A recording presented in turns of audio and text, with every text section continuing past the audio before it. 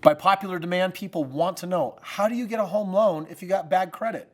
I'm Kris Krohn, and here on Limitless TV, we are going to jam on that right now.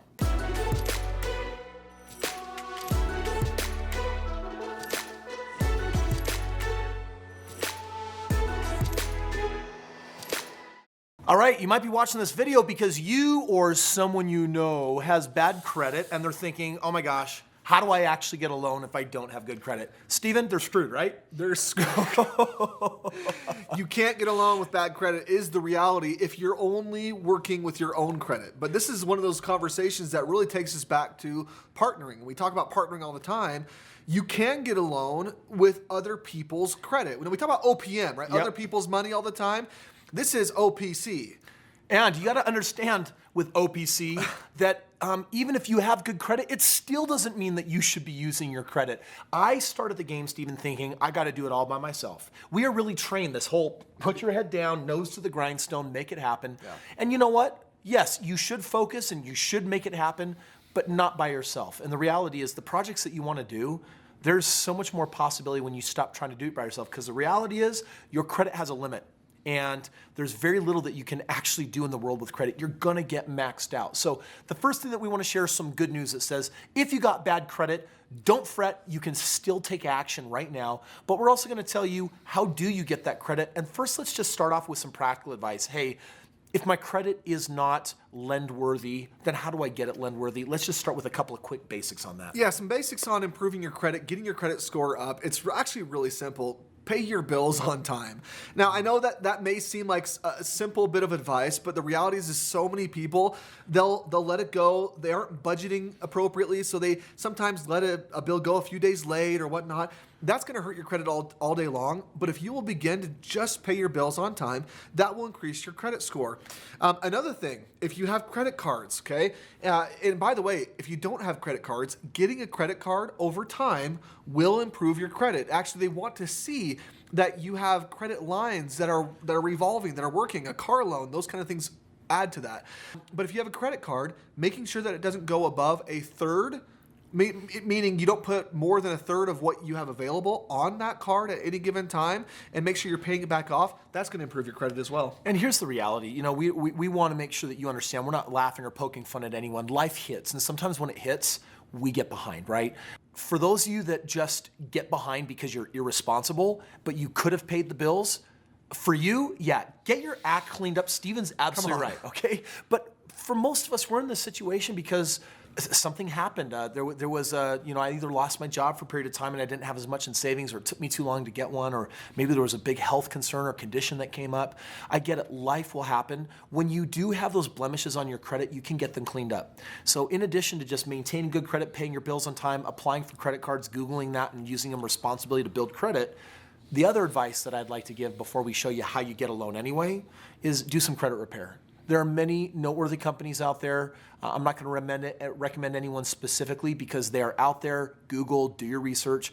And often for several $100s or even $1,000 or two, a company will come in or lawyers will come in and they know how to skip years of the credit process the slow way of just keep your nose clean, and they can help you actually clean up the derogatories, the late payments, and bump a lot of that stuff off of your credit. So between paying your bills responsibly, and then managing your credit cards, and then this other one is doing the credit repair. Those are the things that you do to improve your credit, and that's even for people with good credit. Even good credit requires maintenance. Credit repair doesn't mean you necessarily did something wrong.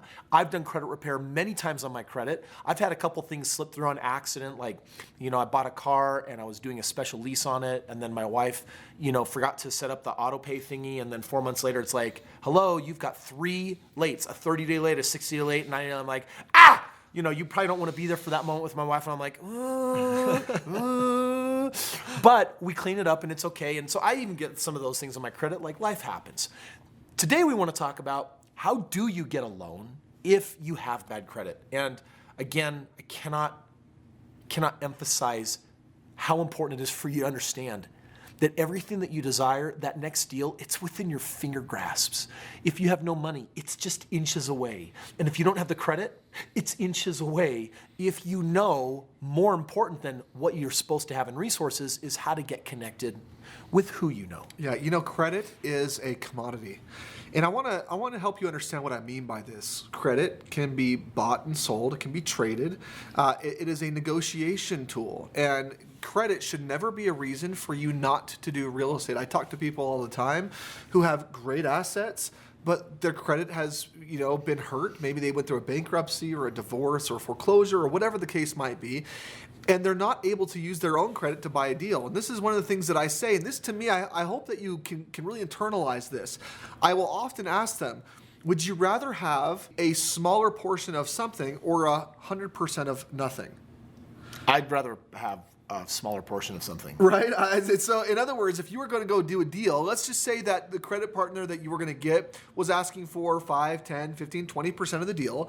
Would you rather take 80% of an amazing deal that was producing well or 100% of not being able to do a deal, right? So this is where, credit oftentimes, although it will stop people, it doesn't have to. And you can continue to move forward, do great real estate, even if your credit isn't up to par. So here's how you do it. First of all, you can find someone's credit to rent. Know what the deal is that you want. And first of all, before we talk about investing, let's just talk about your own personal home. That exists in the world. It's called a cosigner. Yeah. It's like, I'm going to take on a parent, a sibling, a friend, somebody who is more creditworthy. The bank will take my situation into account. The bank's going to put their butt on the line, and together we're doing deals. Cosigning doesn't really exist all that much in the investing world. What does exist is a credit partner, just the way Stephen explained it.